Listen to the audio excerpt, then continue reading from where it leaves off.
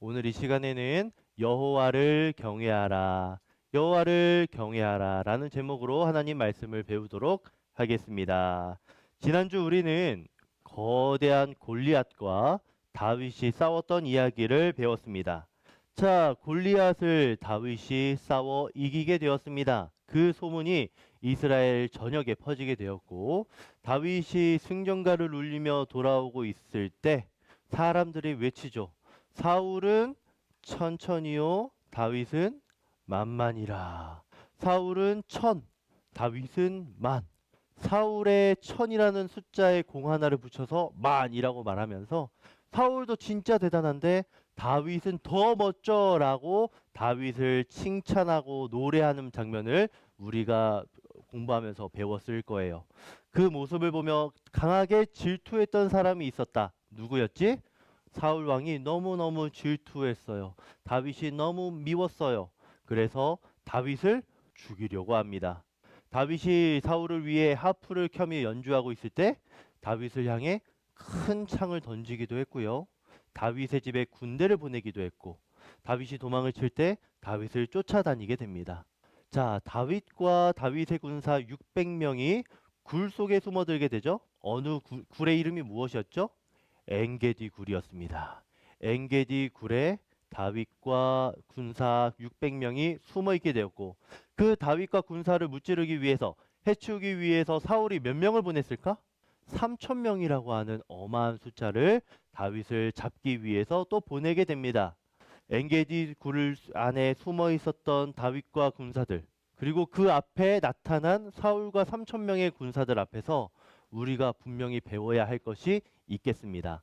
오늘 이 시간에는 엔게디 굴에서 다윗이 하나님께로부터 배운 것이 무엇일까에 대해서 생각해 보려고 해요.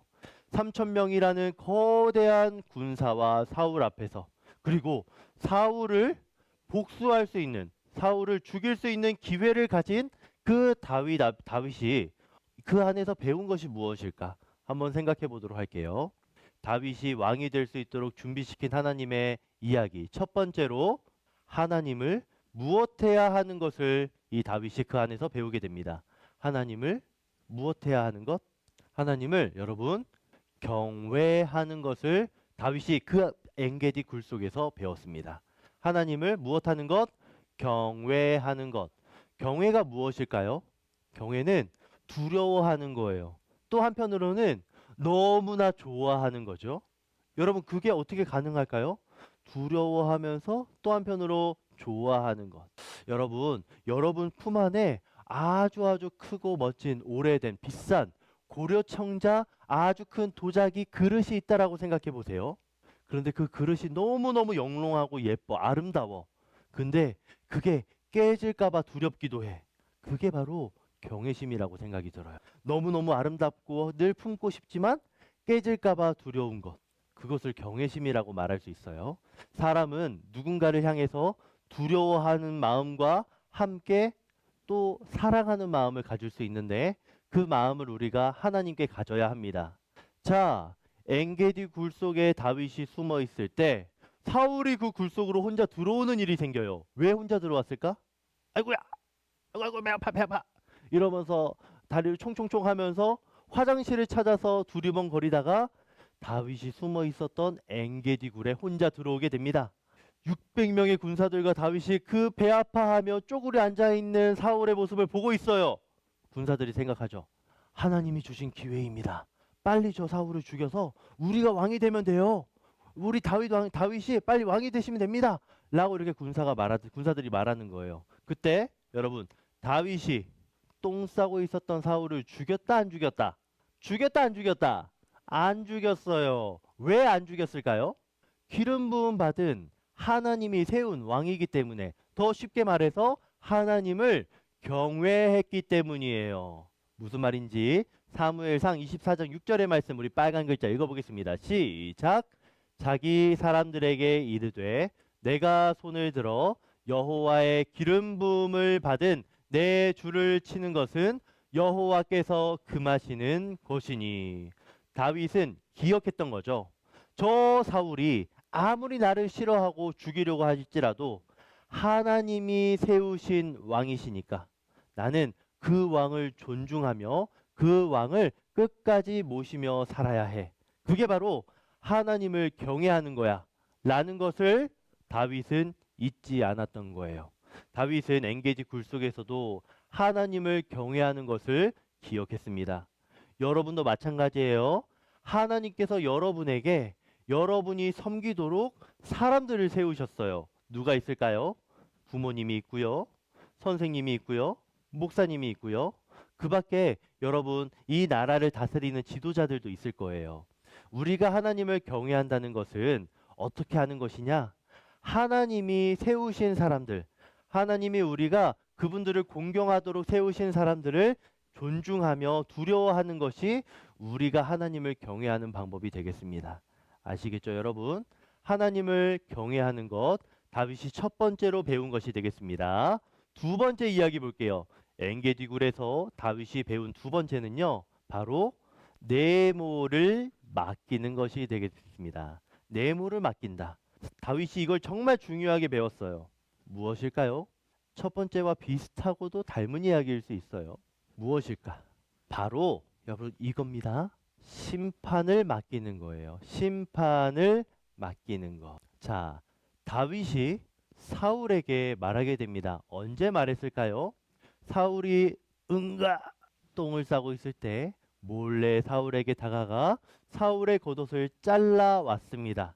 사울이 엔게디 굴에서 시원하게 속을 비우고 밖으로 나왔을 때 뒤따라 다윗이 나와 외치는 것이죠. 겉옷을 흔들면서, 잘라낸 겉옷을 흔들면서, 나는 당신을 죽일 수 있었지만 하나님을 경외하여서 죽이지 않았습니다. 나는 당신을, 나를 억울하게 나를 누명 씌우고 죽이는 당신을 심판할 수 있었지만 그러지 않았습니다. 그 이야기가 바로 24장 15절의 이야기인데요. 파란색 글자 천천히 읽어볼까요? 시작. 여호와께서 재판장이 되어 나와 왕 사이에 심판하사 나의 사정을 살펴 억울함을 풀어주시고. 다윗은 자신의 억울함을 누구에게 맡겼다? 하나님께 맡겼어요. 자신이 해야 할 심판과 분노를 누구에게 맡겼다? 하나님께 맡겼어요. 저와 여러분도 하나님께 맡길 수 있기를 바래요. 학교에서, 집에서 친구들과 형제 자매가 서로 싸우고 슬프고 억울한 일이 생길 수 있죠. 그때 여러분이 복수해야 된다, 안 된다? 안 된다. 여러분이 복수하면 안 됩니다. 여러분이 심판하면 안 됩니다. 로마서 12장 19절에서도 이 말씀하고 있는데요. 한번 읽어볼까요? 시작. 내 사랑하는 자들아, 너희가 친히 원수를 갚지 말고 하나님의 진노하심에 맡기라. 여러분이 억울한 일 당할 때, 슬픈 일 당할 때 여러분보다 더 슬퍼하시고 화내시는 분이 계신데 누구일까요? 하나님이세요. 하나님이 다 지켜보고 계세요. 누가 윤찬이를 괴롭히고 있어? 누가 윤찬이한테 화내고 있어? 이렇게 하나님이 같이 분노하고 계십니다. 그래서 하나님이 적절하고 좋은 때 윤찬이를 괴롭히는 사람이, 우리를 괴롭히는 사람이 적절하게 자신을 돌아보고 잘못을 반성할 수 있도록 벌을 주신대요. 여러분, 이것을 꼭 기억하기를 바랍니다. 여러분이 억울한 일 당하고 슬퍼할 때 여러분보다 더 화내시며 분노하시며 슬퍼하시는 분이 계신데 바로 하나님이세요. 그 하나님께 여러분이 하고 싶은 심판을, 행동을 맡길 수 있기를 바랍니다. 여러분 머릿속에 지금 여러분 짜증나게 하는 사람 있어요? 분노하게 하는 사람 있어요? 동생 있나요? 형이 있어요? 누나가 있나요? 오빠 있어요. 마음을 차분하게 내려놓고 하나님께 맡겨요. 하나님 도와주세요. 하나님이 제 억울함 아시죠? 제 슬픔 아시죠? 하나님이 책임져 주세요. 주님께 전부 다 맡깁니다. 엔게디 굴 속에 있었던 다윗처럼 하나님께 맡기고 여러분의 심판을 맡길 수 있는 우리 친구들이 되기를 진심으로 바랍니다. 마지막 이야기를 한번 하고 마칠게요. 첫 번째로 우리가 하나님을 경외해야 된다는 거 배웠고 심판을 맡겨야 된다는 거 배웠습니다. 그래서 결론은 무엇이냐?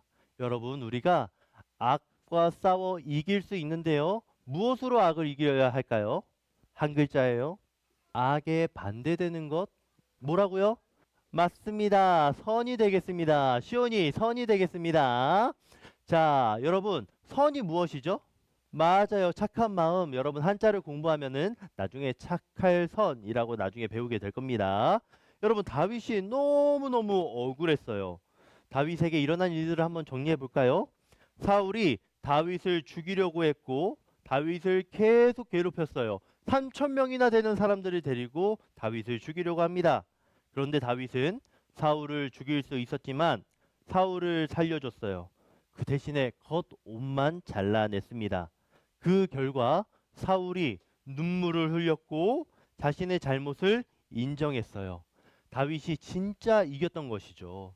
여러분, 그 다윗처럼 우리도 선으로 악을 이길 수 있기를 바랍니다. 로마서 12장 21절 초록색 글자 읽어봅시다. 시작. 악에게 지지 말고 선으로 악을 이기라. 여러분, 이게 무슨 뜻입니까? 친구가 나에게 나쁜 짓을 했을 때 똑같이 나쁜 짓으로 복수하면 그것은 여러분 악으로 싸우는 거예요. 결국 악으로 지게 되는 겁니다. 반면에 여러분이 억울한 일을 당했을 때 착한 일로 그 친구를 사랑해주고 용서해준다면 여러분이 선으로 그 악을 이기게 되는 거예요. 여러분 예를 들어서 친구가 나를 때렸어요. 어떻게 해야 될까요? 방어해야 돼. 좋죠? 여러분 같이 때리면 돼요? 안 돼요? 안 되죠. 그런데 그게 참 어려워요. 여러분 친구가 나를 때릴 때 방어합니다. 그리고 선생님에게 도움을 요청해요. 마치 하나님께 도움을 요청하듯이 선생님 저 친구가 저를 때려요. 도와주세요 라고 말할 수 있는 거예요. 친구가 내 물건을 망가뜨렸어요. 어떻게 해야 됩니까? 비슷한 가격의 친구 거를 똑같이 망가뜨려야 되겠죠. 물건을 고쳐야 되겠어요. 맞아요. 여러분 친구 물건도 망가뜨리는 것은 악으로 싸우는 것이고 악으로 싸우는 그 일은 반드시 지게 되어 있어요. 여러분의 마음이 슬플 겁니다. 여러분 친구가 여러분의 장난감을 여러분의 물건을 여러분의 형제가 망가뜨려도 슬프지만 용서하고 친절하게 대하는 것 그것이 바로 선으로 싸우는 것입니다. 그렇게 선으로 싸울 때 여러분은 이기게 될 거예요. 여러분 우리가 이렇게 선으로 싸워 이기는 것 참 어려운데 우리 예수님이 저 여러분을 위해 선으로 싸워 이겨주셨지요. 로마서 5장 8절의 말씀 우리 함께 읽어보겠습니다. 시작. 우리가 아직 죄인 되었을 때에 그리스도께서 우리를 위하여 죽으심으로 하나님께서 우리에 대한 자기의 사랑을 확증하셨느니라. 예수님께서 죄인인 우리를 사랑해 주셨어요. 그래서 우리를 위해 십자가에서 죽으시게 됩니다. 그래서 우리가 이 자리에서 하나님을 사랑하며 악과 싸워 이길 수 있는 거예요. 여러분, 예수님이 선으로 우리를 이기도록 도와주셨던 것처럼 저와 친구들도 예수님 따라서 선으로 악을 이길 수 있기를 바랍니다. 친구가 나를 때릴 때, 동생이 나를 때릴 때 방어하는 엄마에게 도움을 요청하는 친구들이 되기를 바라고요. 친구가 여러분의 장난감 망가뜨릴 때, 형제가 여러분이 가지고 있는 것을 찢어내고 고장내게 냈을 때, 그때 같이 화내고 짜증내는 게 아니라 용서해주고 친절하게 대할 수 있는 예수님과 같은 여러분이 되기를 진심으로 바랍니다. 오늘 다윗의 엔게디 굴 속에서 하나님을 경외하고 심판을 맡기고 선으로 악을 이겼던 그 다윗처럼 여러분도 다윗처럼 예수님처럼 선으로 악을 싸워 이기는 친구들이 되기를 주님의 이름으로 축원합니다. 아멘.